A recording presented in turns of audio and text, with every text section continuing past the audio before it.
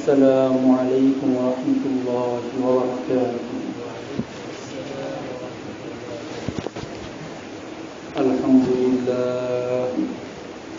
الحمد لله نحمده ونستعينه ونستغفره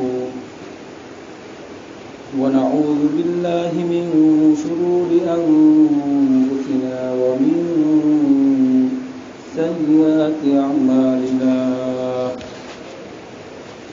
من يهد الله فلا مضل له ومن يضلله فلا هادي له.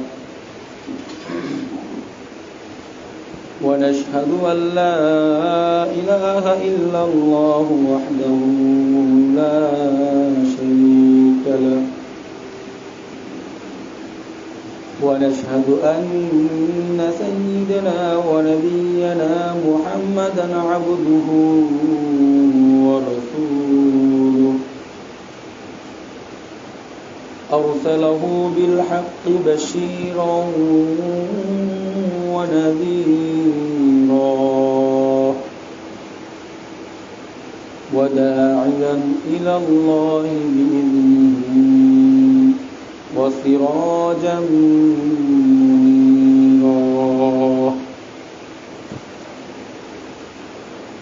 فقد قال الله تعالى في القرآن المجيد والفرقان الحميد: أعوذ بالله من الشيطان الرجيم. بسم الله الرحمن الرحيم. إنا أنزلناه في ليلة القدر وما أدراك ما ليلة القدر. ليلة القدر خير من 1000 شهر. تنزل الملائكة والروح فيها بإذن ربهم من كل أمر. سلام هي حتى مطلع الفجر. وقال رسول الله صلى الله عليه وسلم: من قام ليلة القدر إيمانا واحتسابا غفر له ما تقدم من ذنبه وما تأخر. صدق الله العلي العظيم وصدق رسوله النبي الكريم ونحن على ذلك من الشاهدين والشاكرين. والحمد لله رب العالمين.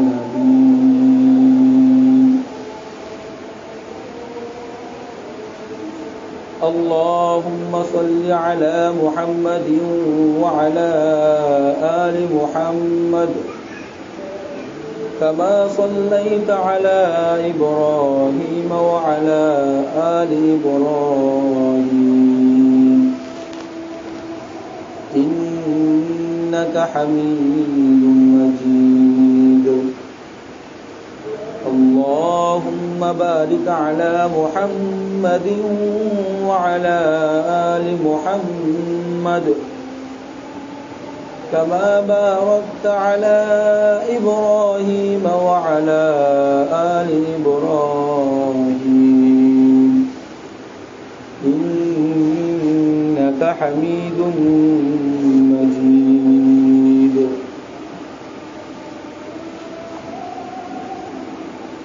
সম্মানিত মুসলিম کرام, আল্লাহ সুবহানাহু ওয়া তাআলার দরবারে আমরা লাখো কোটি শুকরিয়া জানাই যে আল্লাহ সুবহানাহু ওয়া তাআলা আপনাদেরকে আমাকে আমাদের সকলকে সুস্থ অবস্থায় সুস্থভাবে দুনিয়ার সমস্ত তাকাজা থেকে, সমস্ত কাজকর্ম থেকে ফারেক করে জুমার দিনে সব থেকে বড় আমল জুমার নামাজ আদায় করাকে উদ্দেশ্য করে রব্বে কারিমের নিকট সব থেকে প্রিয় একটি জায়গা, পৃথিবীর মধ্যে সব থেকে উৎকৃষ্ট জায়গা মসজিদ। এই মসজিদে আমাদের সকলকে আসার তৌফিক দান করেছেন। এই জন্য আমরা সকলে আল্লাহ জাল্লা শানুহুর দরবারে শুকরিয়া জানাই, সকলে বলি আলহামদুলিল্লাহ। আল্লাহ সুবহানাহু ওয়া তাআলা আমাদেরকে ভালোবাসেন বিধায় আমাদেরকে ইবাদত করার তৌফিক দিয়েছেন। আমি সবসময় একটি কথা সবসময় একটু বেশি বলি, সেটা হচ্ছে আল্লাহ যাকে ভালোবাসেন, রব যাকে পছন্দ করেন, তাকে দিয়েই তার ঘরের কাজকে করায় নেন, ইবাদত বন্দি করার সুযোগ দেন, তৌফিক দেন। আমরা যারা ইবাদত করার সুযোগ পেয়েছি, আমাদের এই জন্য সব থেকে বেশি শুকরিয়া আদায় করতে হবে। কারণ আল্লাহ যাদেরকে ভালোবাসেন তাদেরকে আল্লাহর ঘরে নিয়ে আসেন, যাদেরকে পছন্দ করেন তাদেরকেই ইবাদত করার তৌফিক দেন, সকলকে দেন না। এটা আমাদের শরীরের জোর, আমাদের যৌবন বয়স আছে, বা আমরা অন্য কোনো বিষয় মাথায় নেই বিধায় আমরা আসতে পারছি, ব্যাপারটা এমন না।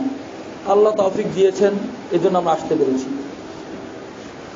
তো সম্মানিত মুসল্লিয়ানে কারাম, মুহতারাম হাজিরিন, দেখতে দেখতে রমজানুল কারীম, রমজান মাস একদম শেষের দিকে চলে এসেছে। রহমতের দিনগুলো চলে গিয়েছে, মাগফিরাতের দিনগুলো চলে গিয়েছে। পরিপূর্ণ রহমত পেয়েছি কিনা আমরা তো জানি না, সম্পূর্ণ মাগফিরাতও করাইতে পারছি কিনা সেটাও আমরা জানি না। এখন তো নাজাতের সেই দশকটা চলতেছে, আর রমজানুল কারীমের এই জুমাটাই হচ্ছে শেষ জুমা। এরপর আর কোনো জুমা পাওয়া যাবে না, এটাই এই বছরের রমজানের শেষ জুমা। তা আমরা সব দিক থেকেই একদম একটা সংকীর্ণ মুহূর্ত, একদম একটা কর্নারে চলে আসছি। এখন এই মুহূর্তে আমাদের যে বিষয়টা সব থেকে বেশি দরকার, সব থেকে বেশি আমাদের যে বিষয়টা বোঝার বিষয় রয়েছে, সেটা হচ্ছে আমাদের ইবাদতের মাত্রাটা বাড়িয়ে দেওয়া। আমরা যে যতটুকুই ইবাদত বন্দেগী করেছিলাম, এখন শেষ দশক বা রমজান চলে যাচ্ছে, একটা নেকি করলে আগে 10টা নেকির সওয়াব পাওয়া যেত, এখানে 70টা এখন পাওয়া যাচ্ছে। এতবার একটা অফারের সময় চলে যাচ্ছে, ডেট ওভার হয়ে যাচ্ছে। এখন তো আমাদের উচিত যে এই বিষয়টা এখন বেশি বেশি করার। কারণ আমরা জানি দুনিয়াবি কোনো জিনিসের যখন কোনো অফার চলে, কোনো ধরনের ডিসকাউন্ট চলে, যে buy one get one free বা buy one get one free, অনেক কিছু থাকে, একটা কিনলে 10টা ফ্রি, 15টা ফ্রি। তো আমরা কি করি, নিজেরা তো কিনি, এবং আমাদের আহাল পরিবার যারা আছে এদেরকে বলে যে অমুক সবে কিন্তু ফ্রি দিতেছে, একটা কিনবা 3টা ফ্রি দিবে। বলি কি বলি না বলেন? বলি। তো দুনিয়াবি এই সমস্ত জিনিস আমরা অনেক প্রতিযোগিতা করি, অনেক কম্পিটিশন আমাদের চলে, নিজেরা তো করি, এবং শরীরে না করলে হ্যাঁচড়ে হলো যায়, এমন একটা অবস্থা। কিন্তু আখিরাতের কথাকে চিন্তা করে, আমাদের শেষ বিচারের দিনকে চিন্তা করে, খেয়াল করে, ওই দিনে যে বিষয়গুলো আমাদের খুবই প্রয়োজন, যা ছাড়া আমাদের চলবেই না, সেদিকে আমাদের কেন জানি মনটা খুবই বিপরীত থাকে। আমাদের মনটা সেদিকে আমরা আকৃষ্ট করতেই পারি না। অথচ রাসূলুল্লাহ সাল্লাল্লাহু আলাইহি ওয়াসাল্লাম রমজানে যখন শেষ দশক চলে আসতো, আল্লাহ রাসূলুল্লাহ সাল্লাম হাদিসে আসছে, মাজার মধ্যে এভাবে উনি গিট বেঁধে নিতেন, লুঙ্গির গিটকে ধরেন শক্ত করে নিতেন। হযরত আম্মা জান আয়েশা রাদিয়াল্লাহু আনহা বলতেন, হে আল্লাহর রাসূল, যে আমি অন্য কোনোদিন আপনাকে ইবাদত বন্দি করার জন্য এত উতলা দেখি না, এত ব্যাকুল দেখি না। রমজানের শেষ দশক চলে আসলে আপনি এত উতলা হয়ে যান, ব্যাকুল হয়ে যান, রাত্রি জাগরণ করেন, আপনি নিজে তো ঘুমান না, আমাদের ঘুমাতে দেন না। আমাদেরকে জাগ্রত রাখেন, বলেন ইবাদত বন্দি করার জন্য। তো আমাদের রাসূলুল্লাহ সাল্লাল্লাহু আলাইহি ওয়াসাল্লাম এই শেষ দশকে কতটা গুরুত্ব দিতেন। আর সব থেকে বড় কথা হচ্ছে রমজানের শেষ দশকে একটি বিশেষ রাত্র রয়েছে। রমজানের শেষ দশকে একটি বিশেষ রাত্র রয়েছে, যে রাত্রটাকে বলা হয় লাইলাতুল কদর। আর এই লাইলাতুল কদরকে আল্লাহ সুবহানাহু ওয়া তাআলা অনেক সম্মানিত করেছেন।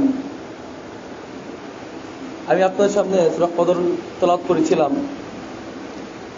এই সূরা কদর তেলাওয়াতের একটা প্রেক্ষাপট বলি, শানে নুজুল বলি। সেটা হচ্ছে একদা রাসূলুল্লাহ সাল্লাল্লাহু আলাইহি সাল্লাম সাহাবা আজমাইনদেরকে নিয়ে একটি মজলিস করছিলেন, বসেছিলেন। তো সে মজলিসে রাসূলুল্লাহ সাল্লাল্লাহু আলাইহি সাল্লাম বলছিলেন, বিভিন্ন ঘটনা বলছিলেন। এই হাদিসটা হযরত ইবনে আবি হাতেম রাদিয়াল্লাহু তাআলা আনহু থেকে বর্ণিত। তিনি বলছিলেন রাসূলুল্লাহ সাল্লাল্লাহু আলাইহি ওয়াসাল্লাম আমাদেরকে নিয়ে এভাবে বৈঠক করছিলেন। তো বৈঠকে তিনি বলছিলেন যে বনী ইসরাইল গোত্রের এক ব্যক্তি রয়েছে যে 1000 বছর ধরে জিহাদ করতেন, এবং এই জিহাদের মধ্যে সে অল্প সময়ের জন্য তার তরবারিকে বা তার অস্ত্রকে একটু বিরতি দেয় না। সে 1000 বছর ধরে একটা আমলই করতেছে, সেটা হচ্ছে জিহাদ। অনেক বড় একটা আমল, অনেক কষ্টের একটা আমল। এই আমলটা করতেছে। রাসূলুল্লাহ সাল্লাল্লাহু আলাইহি ওয়াসাল্লাম যখন এই ওয়াকিয়াটা, এই বিষয়টা সাহাবা আজমাইনদের সামনে তুলে ধরলেন, বললেন, তখন সাহাবা আজমাইন, সাহাবায়ে কেরামরা অনেক মনক্ষুণ্ণ হলো, অনেক ঈর্ষান্বিত হলো। আগের নবীদের উম্মতেরা কত হায়াত পেত যে ওনারা জিহাদের মধ্যে একটি গুরুত্বপূর্ণ আমলকে শুধু এই একটা আমলে 1000 বছর করতেন, বাকি আমল তো বাদই রয়েছে। এইভাবে সাহাবা আজমাইনরা আফসোস করতে লাগলেন, ঈর্ষান্বিত হতে লাগলেন। ওনাদের এই ঈর্ষান্বিত হওয়াকে, ওনাদের এই যে একটা বিষয়কে কেন্দ্র করে আল্লাহ সুবহানাহু ওয়া তাআলা তৎক্ষণাৎ এই সূরা কদরকে অবতীর্ণ করেন। এই বিষয়টাকে আরো সুন্দর করে এক্সপ্লেইন করার জন্য, বুঝিয়ে দেওয়ার জন্য, ব্যাখ্যা করার জন্য। ওনাদের মনে যে কষ্টটা, যে ইবাদত করার জন্য ওনারা লম্বা সময় পাচ্ছেন না। শেষ নবীর উম্মতেরা আমরা সকলে জানি, আমাদের গড় হায়াত হচ্ছে 60 থেকে 65। আমাদের বাংলাদেশের গড় হায়াত আরো কম। এখন কথা হচ্ছে, যখন এই বিষয়টা রাসূলুল্লাহ সাল্লাল্লাহু আলাইহি ওয়াসাল্লাম বললেন, তখনও যে লাইলাতুল কদরের যে বিষয়টা, এটা তখন রাসূল জানতেন না। এই মহিমান্বিত রাতের কথা তখন রাসূলকে জানানো হয় নাই, ওহীর মাধ্যমে তখনও জানানো হয় নাই।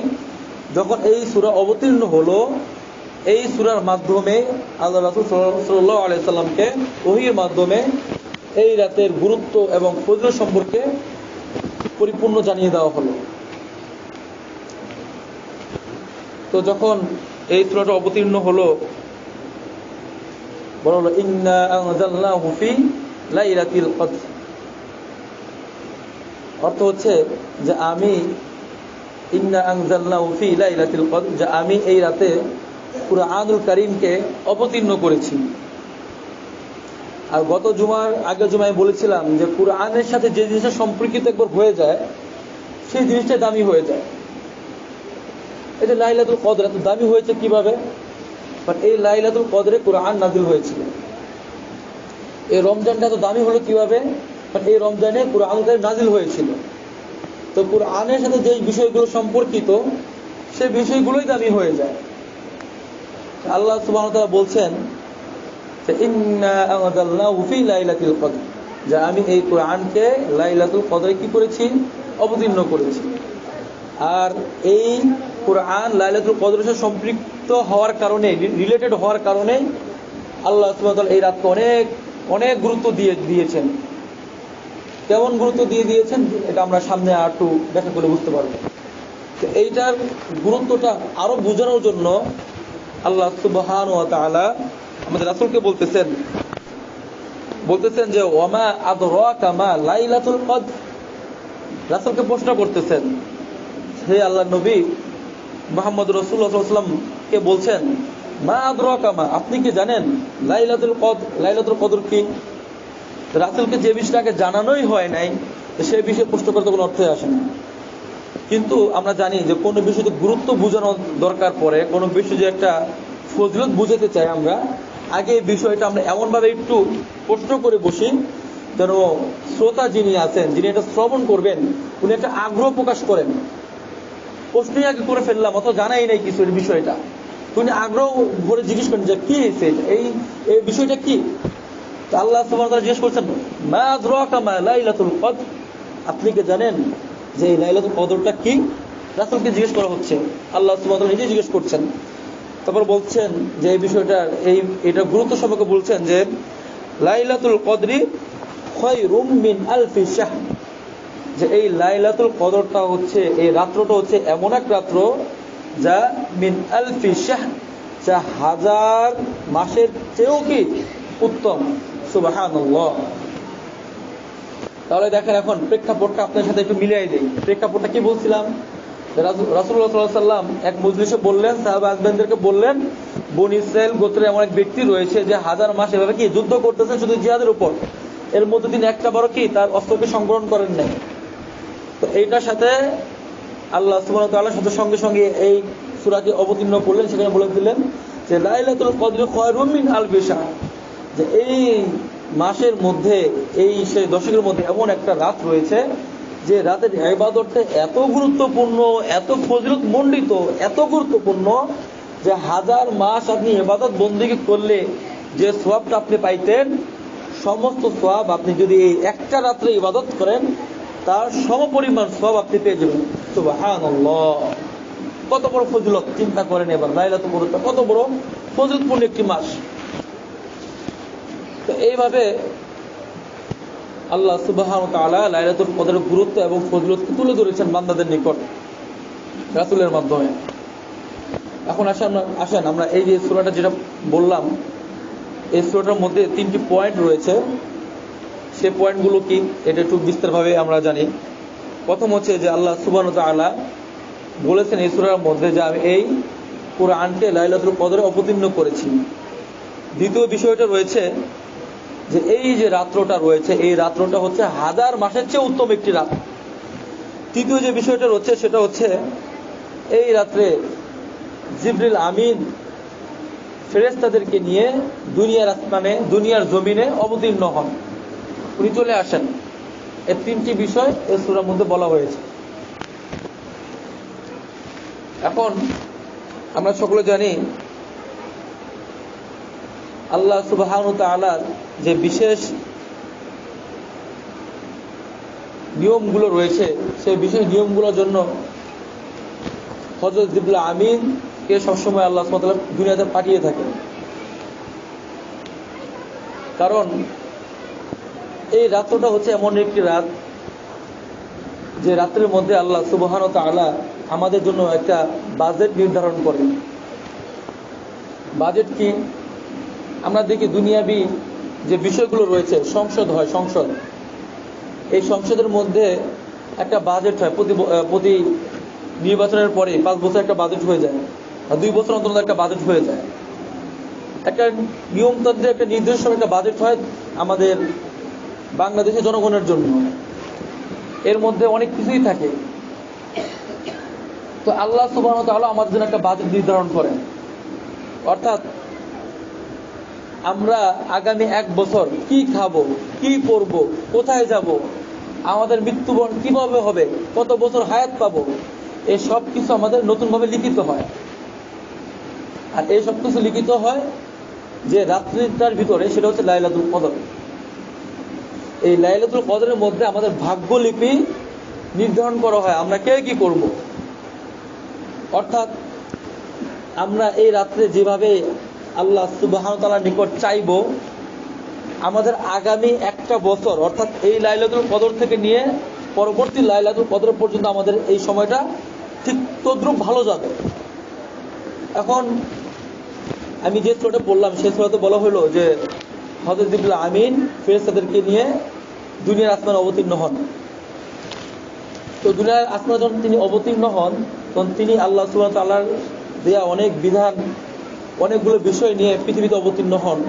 হওয়ার পরে এক হাদিসে আসছে যে বান্দাদের অবস্থার উপর নির্ভর করে তাদেরকে সালাম দেন, মুসাফা করে, এবং তাদের বিষয়ে আল্লাহ সুবহানাহু ওয়া তাআলার নিকট দোয়া করেন যে আল্লাহ, আপনার ওই বান্দাকে আমি এভাবে কিয়াম অবস্থায় পাইছি, অর্থাৎ সে দাঁড়িয়ে দাঁড়িয়ে নামাজ পড়তেছে, আরেক বান্দাকে পাইছি সে বসে বসে আপনার জিকির করতেছে, আরেক বান্দাকে পাইছি সে কোরআন পড়তেছে, এইভাবে ভালো কাজ করতেছে। এখন যে রব আল্লাহ সুবহানাহু ওয়া তাআলা যে আমাদেরকে দুনিয়াতে পাঠিয়েছেন যে কাজের জন্য, আমাদেরকে তিনি যদি সেই কাজেই পান, আল্লাহ সুবহানাহু ওয়া তাআলা কি খুশি হবেন নাকি নারাজি হবেন বলেন তো? অবশ্যই খুশি হবেন। আমি আপনি দুনিয়াবি যে চাকরি করি, ওই চাকরিতে আমাদের যে বস বা স্যাররা থাকেন, ওনারা আমাদেরকে যে কাজে রাখছেন, আমি আপনি যদি ওই কাজটা করি ঠিকভাবে, উনি যদি এসে দেখেন যে আমার এই কর্মীটা, আমি তাকে যে কাজে লাগায় রাখছি সেই কাজটা করতেছে, আমার ব্যবসা উন্নতি হইতেছে, আমার ভালো লাগতেছে, উনি কি করেন? ওনাকে বাহবা দেন, ওনার একটা স্যালারি বাড়ায় দেন বা একটা প্রমোশন দিয়ে দেন। আর যদি দেখে এসে আপনি সুন্দর সুন্দর ঘুমাইতেছেন, আপনাকে বলছে কাজ করতে, আপনি ঘুমাইতেছেন, ফোনে কথা বলতেছেন, অথবা অন্য কোনো আদার্স কোনো কাজ করতেছেন, ওই বেচারাকে আপনার প্রতি একটা ভালো সন্তুষ্ট হবে নাকি আপনার প্রতি তার মনক্ষুণ্ণ হবে? সে রাগ করবে। তো তোমাকে আমি রাখছি যে কাজে, তুমি সেই কাজ না করে তুমি ঘুমাইতেছো, তুমি তো আমার ব্যবসা লাডু উড়াই দিলা। তো আল্লাহ সুবহানাহু ওয়া তাআলা এই লাইলাতুল কদরের দিন আমাদের কালাস মতো পাঠাইছেন ইবাদত বন্দি করার জন্য। এখানে তো দাঙ্গা হাঙ্গামা করার জন্য পাঠাইনি। হ্যাঁ, চাকরি করবো, খাবো, ঘুমাবো, ব্যাস শেষ, জিন্দগি আমাদের শেষ, আর কিছু দরকার নেই, এর জন্য তারা পাঠান নাই। তো আল্লাহ সুবহানাহু ওয়া তাআলা আমাদেরকে পাঠাচ্ছেন ইবাদত বন্দি করার জন্য, এবং জিবরিল আমিনকে ওই দিন ফেরেশতা সহকারে পাঠায় দেন যে দেখে আসো বান্দাদের অবস্থাটা কি। তখন যদি দেখে যে বান্দাটা ভালো অবস্থায় আছে, যে আপনার কিয়ামুল লাইল করতেছে, দাঁড়িয়ে দাঁড়িয়ে নামাজ পড়তেছে, অথবা বসে বসে জিকির করতেছে, কোরআন পড়তেছে, অথবা আপনার মানুষদেরকে নসিহত করতেছে, একটা ভালো কাজে আছে, তাহলে জিবরিল আমিন তো অবশ্যই সাক্ষ্য দিবে যে আল্লাহ আপনার অমুক বান্দাকে দেখে আসলাম, উনি তো আপনার গুণগান করতেছে, আপনার নামে জিকির করতেছে, আপনার কোরআন তেলাওয়াত করতেছে। আল্লাহ সুবহানাহু ওয়া তাআলা অবশ্যই তাকে একটা প্রমোশন দিয়ে দিবে। প্রমোশনটা কি? যে আগামী 1 বছর আমার এই বান্দার রিজিকের একটা ভালো ব্যবস্থা তুমি করে দাও। আল্লাহ সুবহানাহু ওয়া তাআলা এই বিলটা পাস করে দিবেন যে ও একটা ভালো কাজ করছে, ওর বিল পাস, ও ভালো কাজ করছে, আগামী 1 বছর ওকে ভালো একটা রিজিক দিয়ে দাও, বিপদ আপদ গুলো একটু কমায় দাও, কারণ আপনি ভালো কাজ করতেছেন, আল্লাহ তাআলা খুশি হয়ে গেছে আপনার উপর। আর যদি জিবরিল আমিন ফেরেশতাদেরকে নিয়ে এসে দেখেন যে আপনি কি করতেছেন, ওই রাত্রিতে এক চিপে বসে বিড়ি টানতেছেন, জিবরিল আমিন কি বলবে? হে আল্লাহ, আপনার এক বান্দাকে দেখলাম যে আপনি এভাবে বলতে করতেছেই না, সে নাপাকি নিয়ে পড়ে আছে। সে কি করতেছে? নাপাকি নিয়ে পড়ে আছে, সে ফোনে গেম খেলতেছে, রাত্রিবেলা বসে বসে শুয়ে শুয়ে গেম খেলতেছে। পুরো দুনিয়া যখন নিস্তব্ধ, পুরো দুনিয়া যখন আপনার সামনে মাথা ঝুঁকাইতেছে, আপনার কুদরতি পায়ে সেজদা দিতেছে, ওই ব্যক্তি তখন মুসলমান ঠিকই, কিন্তু সে কি করছে? শুয়ে শুয়ে হয়তো ঘুমাইতেছে, এক কর্নারে বিড়ি টানতেছে, অথবা অবৈধভাবে কারোর সাথে কথা বলতেছে, মেয়েদের সাথে। তো এই অবস্থাটা তাকে পাওয়া গেছে। তো আল্লাহ সুবহানাহু ওয়া তাআলা ওই বান্দার উপর খুশি হবে না নারাজি হবেন বলেন? অবশ্যই নারাজি হবেন, ওই বান্দার উপর খুশি হবেন না। এখন কথা হচ্ছে যে আল্লাহ সুবহানাহু ওয়া তাআলা আমাদেরকে এই রাতে যে বিষয়গুলো রয়েছে, যে প্রথমত এই রাত্রে কোরআন নাযিল করা হয়েছে, দ্বিতীয়ত এই রাত্রে 1000 মাসের থেকে উত্তম ঘোষণা করছেন, তৃতীয়ত বিষয়টা হচ্ছে যে এই রাত্রে আল্লাহ সুবহানাহু ওয়া তাআলা জিবরিল আমিনকে দিয়ে এবং আরো অনেক ফেরেশতাদেরকে নিয়ে হযরত ওনারা আসেন, আসার পর বান্দাদের অবস্থা ওনারা অবজার্ভ করেন, দেখেন, দেখার পর আল্লাহ সুবহানাহু ওয়া তাআলার কাছে রিপোর্ট দেন যে আপনার এই বান্দার অবস্থা এই। আল্লাহ সুবহানাহু ওয়া তাআলা তাদের এই রিপোর্ট অনুযায়ী তাদের অবস্থা নির্ধারণ করে দেন। এখন আমাদের বোঝার বিষয় হচ্ছে যে আমরা এই রাত্রিগুলোতে কি ইবাদত বন্দেগীতে কাটাবো, নাকি হেলায় খেলায় অন্য রাতগুলোতে যেভাবে আমরা কাটাই দিই, নষ্ট করে দিই, ওইভাবে কাটাবো। অবশ্যই আমাদের বিবেক বুদ্ধি যদি থেকে থাকে, আমাদের জ্ঞান যদি থেকে থাকে, অবশ্যই আমরা এই বিষয়টাকে বেছে নিব যে সারা বছর ইবাদত বন্দি করার সুযোগ তো পাই না, সারাদিন নামাজ পড়ার সুযোগ তো আমরা পাই না, সারা বছর রোজা রাখার সুযোগ তো আমাদের হয় না। আল্লাহ সুবহানাহু ওয়া তাআলা 12টা মাসের মধ্যে একটা মাস রাখছেন রোজা হিসাবে। এই মাসে এমনিতেই ইবাদত বন্দি করলেই অনেক অনেক সওয়াব। অন্য সময় আল্লাহ তাআলা যা দেন এই মাসে আরো বাড়ায় দেন। আবার এই মাসের মধ্যে একটা অফার রাখছেন, একদম বেস্ট অফার। এই অফার বড় অফার আর হয় না, যে এই একটা রাত যদি আমি আপনি ইবাদত বন্দি করতে পারি, বাঁচবো 50 বছর 40 বছর, অথচ 1000 বছর ইবাদত বন্দিগি করার, 1000 মাস ইবাদত বন্দি করার সব আল্লাহ সুবহানাহু ওয়া তাআলা আমাদের আমলনামা দিয়ে দিবেন। সুবহানাল্লাহ, এই এত বড় অফার আমি আপনি কই পাবো বলেন? আমরা তো 15 বছর দেখা গেছে যে বড় থেকে যখন ছোট থেকে বড় হই, প্রথম 5-7 বছর তো আমাদের কোনো খোঁজই থাকে না, ঘুমায় কাটাই দিই অল্প সময়। 10 বছর যখন হয় তখন তো বাচ্চাই থাকি, খেলাধুলায় সময় কেটে যায়। 15 বছর যখন হয় তখন কিছুটা বুঝি, তখন দেখা যায় পড়াশোনা নিয়ে ব্যস্ত, পরীক্ষা টরীক্ষা হাবিজাবি নিয়ে সময় চলে যায় আমাদের। আর তো যখন অ্যাডাল্ট হয়ে একটু বয়স হয় তখন দেখা যায় বিভিন্ন নফসের শয়তানি চলে আসে আমাদের মধ্যে। হ্যাঁ, মনের মধ্যে কত কুমন্ত্রণা চলে আসে, একটা অন্য একটা ভাব চলে আসে। আর তো বড় হলে বাবা মা বিয়ে করায় দেয়, বিয়ে করে সংসার করলে আবার কি হয়, আপনার দুনিয়া বিয়ে টানাপোড়েন শুরু হয়ে যায়। এই দাও ওই দাও, এই সমস্যা ওই সমস্যা, সময় করে বছর বন্ধু করেন বলেন। এখন এই জন্য আল্লাহ সুবহানাহু ওয়া তাআলা আমাদেরকে যে বড় বড় বিষয়গুলো রাখছেন, যেগুলো তো অল্প একটু কষ্ট করলেই অনেক সব পাওয়া যায়, এগুলো আমাকে মিস করা যাবে না। কারণ যেখানে সারাটা বছর আমরা অবহেলা কাটাই দিলাম, এটা সেটা করে কাটাই দিলাম, সেখানে আল্লাহ সুবহানাহু ওয়া তাআলা যদি আমাদেরকে এতটুকু আমাদেরকে সুযোগ দিয়ে দেয়, এটা আমাদেরকে নেওয়া উচিত। তো আল্লাহ সুবহানাহু ওয়া তাআলা এই রাতে আরেকটা বিষয় রাখছেন, যেটা হচ্ছে সালামুন রাখতেন, সালাম অর্থাৎ শান্তি রাখতেন। এই রাতে তো অনেক শান্তি থাকে। তো এই শান্তিটা হচ্ছে এমন শান্তি, যে শান্তিটা আমি আপনারা কখনো পাইনি। আর এই শান্তিটা আমাদের জন্য আল্লাহ সুবহানাহু ওয়া তাআলা রাখছেন যে হাত্তা মাতলাইল ফাজর, অর্থাৎ ফজরের আগ পর্যন্ত, সুবহে সাদিক পর্যন্ত এই শান্তিটা রাখছেন আমাদের জন্য। আর এই শান্তিটা যদি আমরা কাটাতে চাই, এই শান্তিটা যদি আমরা ধরে রাখতে চাই, এই শান্তিটা যদি আমরা অ্যাকসেপ্ট করতে চাই, সেজন্য আমাদের অবশ্যই রাত্রি জাগরণ করতে হবে।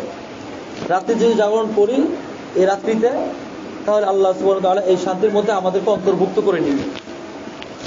আর এই শান্তিটার মধ্যে আমাদেরকে দোয়া করতে হবে আল্লাহ সুবহানাহু ওয়া তাআলার কাছে, যে আল্লাহ এই শান্তিটা আপনি আমাদের উপর আরো লম্বা করে দেন, আরো প্রশস্ত করে দেন। যতদিন বেঁচে থাকবো এই শান্তি থেকে আমাদেরকে আপনি বঞ্চিত করেন, এটা বজায় রাখেন আমাদের। তো এখন আমাদের আবার একটা বিষয় রয়েছে, যে এখানে কিন্তু বলে দিয়েছে যে হিয়া হাত্তা মাতলাইল ফাজর, এই শান্তিটা কতক্ষণ থাকে। একটা দোয়া করার একটা লিমিট থাকে, কারণ এই সময় আমাদের দোয়াটা কবুল হবে, আল্লাহ সুবহানাহু ওয়া তাআলা বলে দিয়েছেন।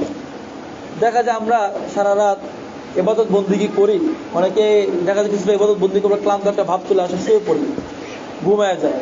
অনেকে আবার এই ফজরের জন্য ওয়েট করে, যে ফজর নামার সময় হোক, বলে এই মাসে হুজুর আসবেন, আসার পর ফজর নামাজের পর লম্বা একটা দোয়া ধরবে, ওই লম্বা দোয়ার মধ্যে আমরা সেই দোয়া করে দিব একবারে।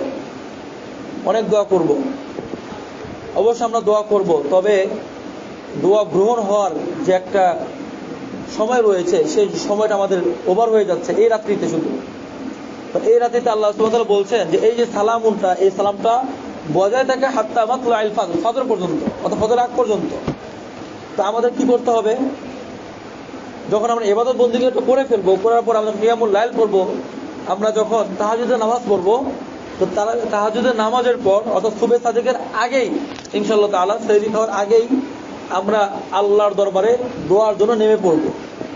যে লম্বা দোয়াটা আমরা ফজরের সময় করতাম, ওই দোয়াটাকে আগে নিয়ে আসবো, ওইটার গুরুত্ব বেশি, যেটা আমরা এই সূরা থেকে বুঝতে পারতেছি, যে এই সালামুনটা, এই শান্তিটা বজায় থাকে সুবহে সাদিকের আগ পর্যন্ত। তো আমরা যারা ওই ফজরের জন্য ওয়েট করি, বসে থাকি যে হুজুর এসে দোয়া করবে, এটাই দরকার, ওটা দরকার নেই ভাই। ওদেরকে আমরা এই রাতে লম্বা ওয়াজ করি, অনেক ওয়াজ নসিহত করি।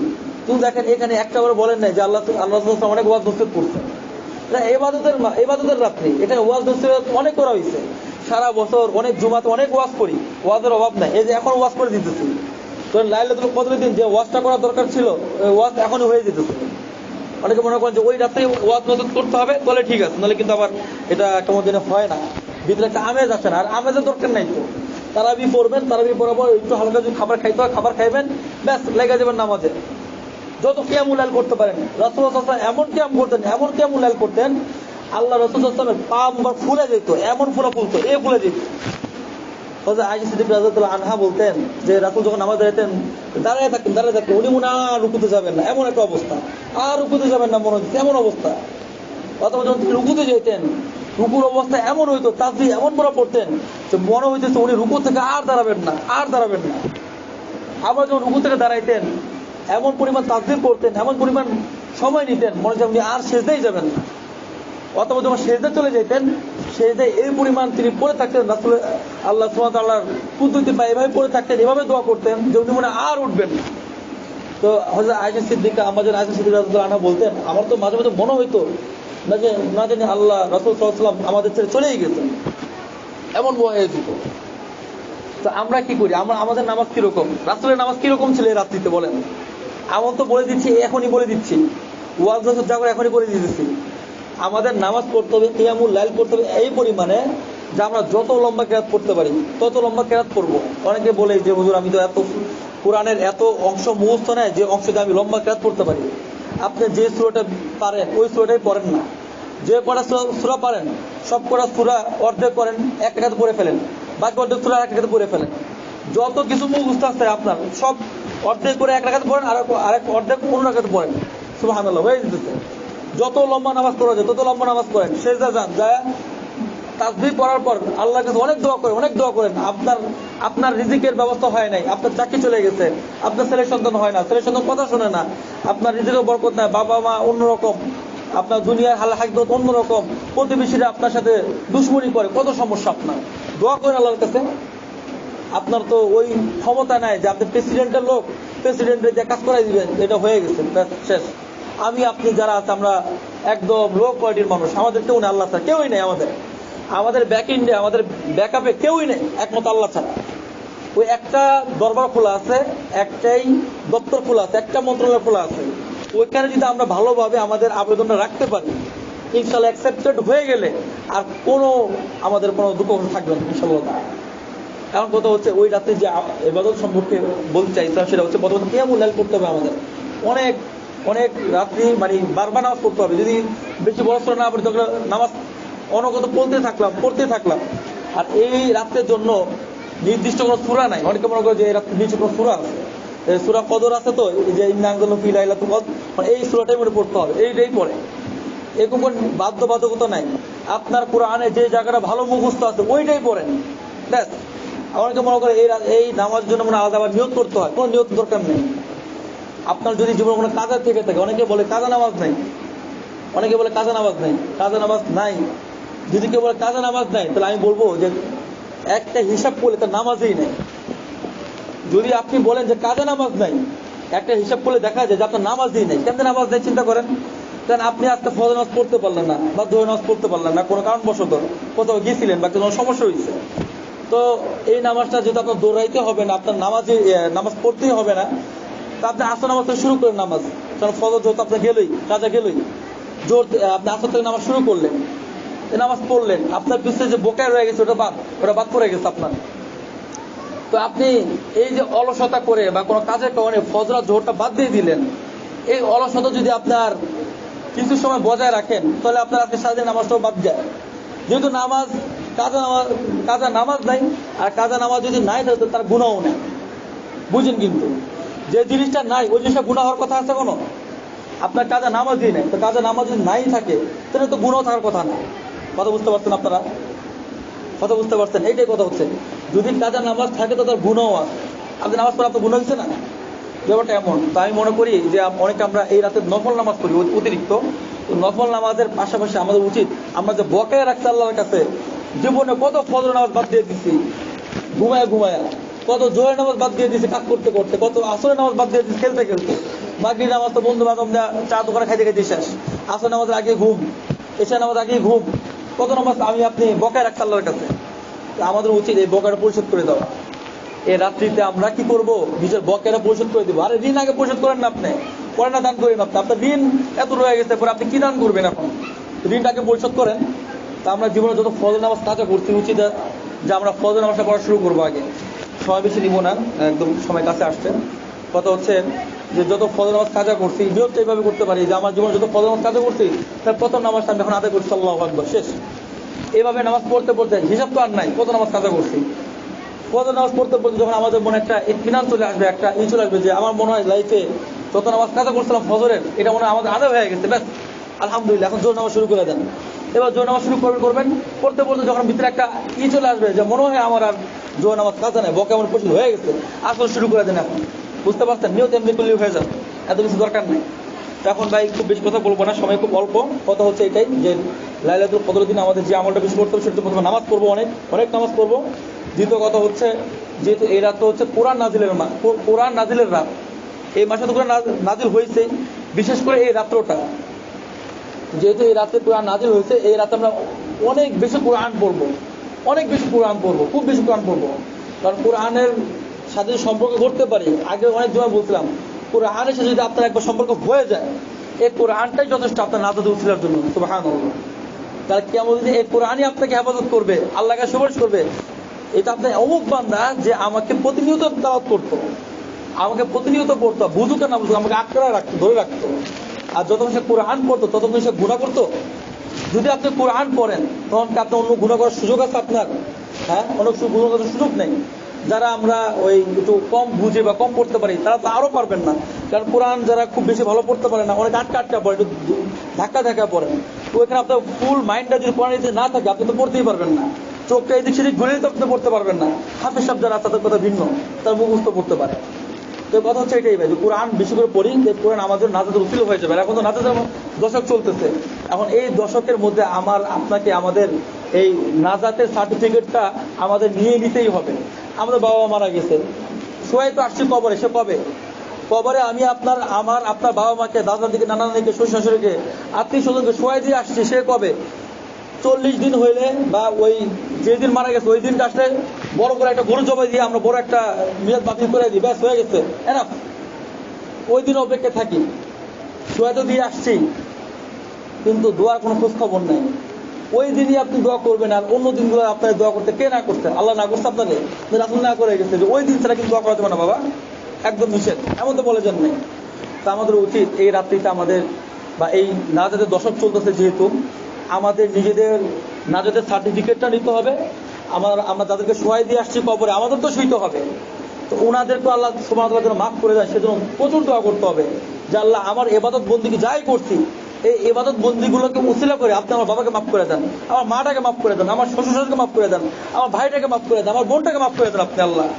আমি যাই করছি আল্লাহ, আপনি আমার এই ইবাদতের উসিলা করে ওনাদেরকে মাফ করে দেন। এটা করতে পারি আমরা, আল্লাহ সুবহানাহু ওয়া তাআলা এটা গ্রহণ করবে ইনশাআল্লাহ। আপনার আকুতি যদি দেখাইতে পারেন, আকুতি দেখাইতে পারেন, আল্লাহ তাআলার কাছে কম নাই। আমাদের এখানে যারা বসে আছে সবাইকেও যদি মাফ করে দেন, আল্লাহ সুবহানাহু ওয়া তাআলার বেহেশতের মধ্যে, জান্নাতের মধ্যে কোনো কমতি হবে না। আমাদের মধ্যে সর্বশেষে যে জান্নাতে যাবে তাকে আল্লাহ তাআলা 10টা জান্নাতের সর্ব জান্নাত দিয়ে দিবেন। সুবহানাল্লাহ। তো আল্লাহর কাছে কোনো অভাব নাই, আমি আপনি চাইতে পারি না, সমস্যা এই জায়গাটায় বলতে পারি না, চাইতে পারি না, যখন চাওয়ার দরকার তখন চাই না। তো লাইলাতুল কদর হচ্ছে ওই রাত্রিটা, ওই সময় তোমার চাওয়া যায়, নেওয়া যায়, বোঝা যায়। তো ভাই এই কাজটা আমাদের করতে হবে, এটা যদি আমরা করি আমাদের অনেক ফায়দা হবে ইনশাআল্লাহ, আমি এগুলো করবো। আর একটা বিষয় হচ্ছে ইতিকাফটা শুরু হয়ে গেছে, সুন্নাত মুআক্কাদা যে ইতিকাফটা করা দরকার ছিল, আমরা যারা বুঝতে পারি তারা হইব না, সেই দর্শক আমাদের ইতিকাফে বসা উচিত ছিল। হাদিসে আসছে যারা ইতিকাফ করে, সেই দর্শক ইতিকাফ করে, আল্লাহ সুবহানাহু ওয়া তাআলা ওই ইতিকাফ তারিখে 2টা কবুল হজ এবং 2টা কবুল উমরা করা সওয়াব আল্লাহ সুবহানাহু ওয়া তাআলা ওই ইতিকাফকারীর আমলনামে দিয়ে দেন। সুবহানাল্লাহ। এত বড় একটা আমল থেকে আমরা বঞ্চিত হয়ে গেলাম। আমাদের রাসূল দেশ চালাইতেন, রাজ্য চালাইতেন, পড়াইতেন, সবই করতেন। রাসূলও এত ব্যস্ত ছিল না যে ব্যস্ততা আমাদের এখন হয়েছে বর্তমানে। রাসূলও এত কিছু চালানোর পর রাসূল ইতিকাফ করতেন প্রতি রমজানে, আর আমাদের এত ব্যস্ততা, আল্লাহ, আমরা ইতিকাফ করতে পারি না। তো যেহেতু এটা সুন্নাতে মুআক্কাদা কিফায়া, আমাদের সমাজের 2-4 মাস পড়লেও এটা আদায় হয়ে যায়। আরেকটা বিষয় রয়েছে যে আমরা যেহেতু এখন অল্প কয়েকটা দিন রয়েছে, এই অল্প কয়েকটা দিন, রমজান শেষ, বললাম না আজকে জুমাটাই শেষ জুমা, রমজানের আজকের জুমাটাই শেষ জুমা, আর জুমা পাবেন এই রমজানে শেষ। আবার যদি আল্লাহ হায়াতে বাঁচা রাখে আর একটা রমজান পান, তাহলে জুমা পাবেন ইনশাআল্লাহ। অনেকে বলে জুমাতুল বিদা, এটা বিশেষ কোনো গুরুত্ব নাই, বাকি এটা আজকে শেষ জুমা, এটা মনে রাখেন। আপনারা আমার যা তো রাতকে চাই নিতে হবে। আরেকটা বিষয় হচ্ছে যেটা বলতে চাইছিলাম, সেটা হচ্ছে যে যেহেতু আল্লাহ সুবহানাহু ওয়া তাআলা লাইলাতুল কদরকে নির্দিষ্ট করেন নাই যে 27 রাত্রেই হবে, এটাকে ভুল ধারণা। অনেকে মনে করি যে 26 রোজা 27 রাত, ওই দিনই মনে হয় লাইলাতুল কদর, এটা ফিক্সড। এটা সম্পূর্ণ ভুল, বিভ্রান্তিকর কথা। আল্লাহ সুবহানাহু ওয়া তাআলা বলছেন যে শেষ দশকে এই লাইলাতুল কদরকে আমি রাখছি, এবং শেষ দশকের মধ্যে বেজর রাত্রিতে আমি রাখছি। এটাকে একটু নির্দিষ্ট করতে, তবে ফুল নির্দিষ্ট করেন নাই। বেজর রাত্রি বলতে আমরা তাহলে হিসাব করে দেখি 21 থাকতে পারে, 23 থাকতে পারে, 25 থাকতে পারে, 27 থাকতে পারে, 29 থাকতে পারে, তাই না? এই বেজর রাত্রিগুলো শুরু হয়ে গেছে অলরেডি, 21 রাত্রি তো চলেই গেছে। এখন আমরা কি লাইলাতুল কদর মিস করছি কিনা আল্লাহ মালুম, জানি না। এখনো সামনে আরো কিছু বেজর রাত্রি রয়ে গেছে। তো আমরা যারা ইতিকাফ করতে পারি নাই, কমপক্ষে যে দিনগুলো বেজর রাত, ওই দিনগুলোতে আমরা নফল ইতিকাফের নিয়ত করে, মানে যে ইতিকাফটা ভাঙা যায়, আপনি সকালে ঢুকলেন, ইতিকাফ নিয়ত করে রাত্রি থাকলেন, ইবাদতবন্দি করে সকালে আবার বের হয়ে গেলেন, বাসা চলে গেলেন, সমস্যা নাই। আপনার ব্যস্ততা থাকুক, সমস্যা নাই। অথবা আপনি মাগরিবের পর ইফতার করে ঢুকলেন মসজিদে ইতিকাফের নিয়তে, একদম ফজর সামনে বের হলেন নামাজ কালাম পড়া, এনাফ। তো কমপক্ষে ভাই আমাদের সকল ভাইকে আমি অনুরোধ করবো যে যে দিনগুলো বেজর, অর্থাৎ এখন যে বেজর রাতগুলো বাকি রয়েছে, ওই দিনগুলা কমপক্ষে আমরা সারাদিন ইবাদতবন্দি করবো। অন্যথায় মাগরিবের পর ইফতার করে এসে ফজর পর্যন্ত আমরা অপেক্ষা করবো, ওই দিনগুলা, ওই রাতগুলা শুধু, যেগুলো বেজর রাত। আল্লাহ সুবহানাহু ওয়া তাআলা আমাদেরকে এই বিষয়গুলোর উপর আমল করার তৌফিক দান করুন। সকলে বলেন আমিন। ওয়া আখিরু দাওয়ানা আলহামদুলিল্লাহি রাব্বিল আলামিন। যারা খুতবা যাচ্ছেন ইনশাআল্লাহ খুতবা হবে।